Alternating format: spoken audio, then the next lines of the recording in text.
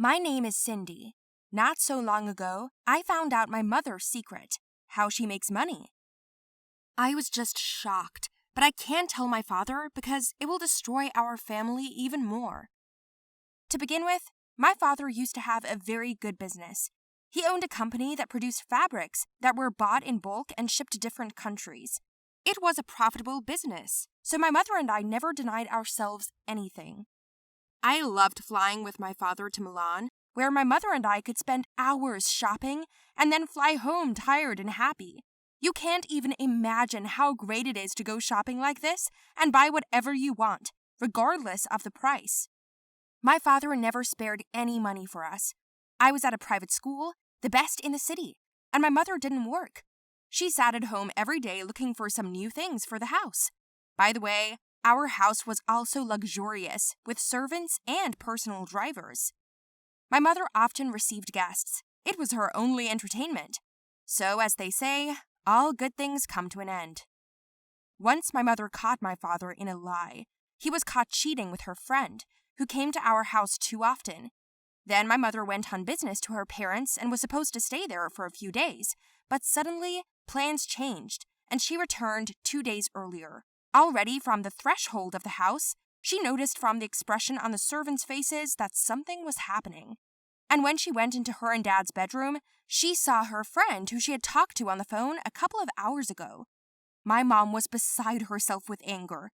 She smashed her nose, and Dad got hit between the legs with all her might. That woman ran away.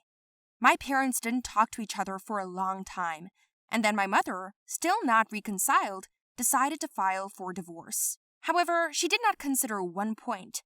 In a divorce, the property is usually divided in half, although in my mother's case, she did not get anything, since my father made out all the business and all the real estate and cars for third parties. For the insurance, this meant that if my mother filed for alimony, the maximum would be about $5,000 to $6,000 a month. And with this money, she would not even be able to maintain the house. She would have to give up the servants, move to a more modest house, and, of course, no longer do shopping on a grand scale. Knowing my mother, she would have survived anything but the lack of the above amenities, so it was decided to pretend that nothing had happened. The relationship between my parents gradually faded. My father moved into a different bedroom, and the dinners were also separated. There was silence in the house. I don't know exactly how they felt when they were under the same roof as each other, but it really sucked to watch them get colder and colder. Some of you have probably been through this. At first, I was on the side of my mother, because she was devoted to my father. But then I heard from a friend that it does not happen that one person is guilty. Her parents were divorced a long time ago, so she had some experience in this business. She gave me some good advice, and I decided that I would implement it that day. I arrived home after school and, determined, sent messages to my parents asking them to come to dinner with me today. They certainly did not refuse their only daughter. In the meantime, I prepared something for them. Dad, Mom, I know what happened between you. You don't have to talk about it. It's your choice. Just don't live together for me. I know you both love me. Everything will be fine, but you should get a divorce, I said. To be honest, I could hardly hold back tears when I said this, and the decision was not given just like that. At first, I denied the situation, didn't want to admit it, and then I accepted it. When my mom and dad heard this from me, they were shocked and didn't know what to do. I gave them some time to think. The decision was made. They divorced, and I stayed with my mother. She needed support. Despite the fact that the law left everything to my father, he promised to help my mother and support us as long as necessary. This arrangement suited them, but I never saw them quarrel with each other again, and then quietly hate each other. My mother and I moved to another city, and my father bought an apartment and gave it to me. My mother and I started living there together. Of course, the belt still had to be tightened, but all this is still better than nothing. After about a month, I began to notice my mother's strange behavior. She was always disappearing at night. Maybe she didn't know I noticed it, but she was really out at night and she slept during the day. After another month, she began to make online purchases, and on weekends we went to boutiques and bought branded clothes like before. Although I loved such trips, I was afraid to imagine what she did and where she got such money. Once, in one of the stores, we were accosted by a man I didn't know. He greeted my mother and talked about money, tips, and obviously took an unhealthy interest in her. Mom whispered something in his ear and he left, and I stood on the sidelines and didn't know what to think. I wanted to ask my father for help. You know, the thought of my mother working her body off at night made me sick. Is she willing to go to such lengths for the sake of things? I am sure that if my father found out about this, he would immediately take me to him, and I was afraid that then my mother would completely lose herself as a woman. That same day, after dinner, she gave me a quick kiss on the cheek and started to run away. I was so angry that I threw the plate with the rest of the food on the floor and broke it. My mother ran to the crash and asked in surprise what had happened, and I sat and cried with anger. Don't you have enough money that father gives you? Are you so used to expensive clothes that you are ready to jump into bed with men for this? How could you? I'll tell my father everything. My mother's eyes were wide with horror at this moment. What? Do you think I'm a prostitute? She asked me. I said that this is not difficult to guess, judging by the fact that she runs away somewhere every night and meets her customers in the stores. My mother started laughing. She was laughing so hard that I fell into a stupor. What's so funny? She should cry here. Honey, I'm not a prostitute. I work as a waitress in a restaurant. I just didn't tell you so as not to upset you. That man is the owner of our place. More work at night and more generous tips, so I agreed. All that money is everything to you. You like to go shopping, buy what you want, so I went to work. And I'm saving your father's money for your education, she said. At that moment, I was ready to sink through the ground. You can't imagine how ashamed I felt for my thoughts.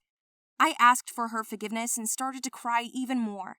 Then my mother asked me not to tell anyone about it, so as not to lose face among my friends, especially in front of my father. I'm a waitress, but I'm a proud waitress, she told me and gave me a big hug. That's when I realized I hadn't made the wrong choice. My mother is a person who will do anything for me, even overstep herself. My name is Hannah, and I recently saw my father's true identity and was amazed. It turns out that he was not who he claimed to be all these years. Now I'm not sure I love him. I'm more afraid. The fact is that not so long ago, my parents divorced, and I chose my father so that he would not be lonely. I knew that my mother was strong and she would survive the divorce, especially since it was her initiative. But my father, I was worried about him because he was always not independent, vulnerable. Even though he was in the police, when he came home, he took off his uniform and became my daddy. As for the divorce, their relationship had not been going well for a long time. I couldn't bear to listen to the daily scandals and threats. I couldn't stand it, so I picked up another broken plate and told them to get a divorce. I don't know about your patience, but mine is broken. They both froze, looked at me, and realized that it was finally time to talk to their child. We sat down at the table, but I did the most talking. I was old enough to know that part of the reason they put up with each other was because of me. But I said it was okay. Mom, I'll stay with my dad. No offense, but I'm worried about him. My mother argued for a long time and said that it would be better for me to be with her, but I insisted on my own. When my father heard about my offer, he was very surprised and happy. I've been thinking it over for a long time. It's better for everyone. Immediately after the divorce, my mother went to another country. She promised to come to me for all the holidays, which suited me. To be honest, I was closer to my father. My mother often went somewhere and we were alone, ordering pizza, my favorite snacks, and a lot of soda. The best nights were to eat in front of the TV until late at night. That was my thing with Dad. So when they got divorced, it didn't seem so bad. My dad and I sold the house and moved into an apartment. Just like before, my dad came home very late, and I was already asleep. I took care of the household chores, cleaning, washing, and some cooking. My father wasn't fussy, and sometimes he and his fellow police officers didn't have time to eat at all. So they caught criminals on an empty stomach. It was dangerous work. He was often catching the bad people, an environment which is always dreaming of revenge. The attackers found out that my parents were divorced, and I was left at home alone. As usual, unsuspecting, I ate my supper and went to bed. Already in a deep sleep, I thought I heard rustling in the apartment. I thought it was my dad coming home from work. Before I could really open my eyes, someone bumped into me, closing my mouth with such force that I couldn't move my mouth. Masked men tied my hands and feet in seconds. I was terrified and panicked, ready to scream with all my might. I thought I was going to die. My blood froze with fear, and I had a million thoughts about being killed. I prayed to God that my father would come home soon. There were 3 outsiders. They searched and turned over the whole house. Apparently, they thought that the necessary thing was stored here, but they did not know that my father did not bring anything home from work to avoid such situations. The masked men took everything of value. I was shaking and crying with horror, and they decided to take me with them before they left. My body resisted, and my temperature rose with anger. The bastards didn't care that I was a teenager. With my mouth tied, I couldn't call for help. I wish Dad would come soon, I thought for the last time. And suddenly, I saw one of the bandits fall to the floor. The second gets a foot in the face. It was my father. He's here. My eyes were still streaming with tears, but I felt a sharp sense of relief. I had no doubt that my father would save me. In a matter of minutes, he had 3 of them down. At this time, I had managed to free my hands and mouth. I sat on the floor and breathed deeply, still unable to speak. 2 were unconscious. Dad went to the 3rd one and asked what they wanted. The bandit only spat in his face, which angered my father. Dad threw him to the floor and hit him in the face with all his fury.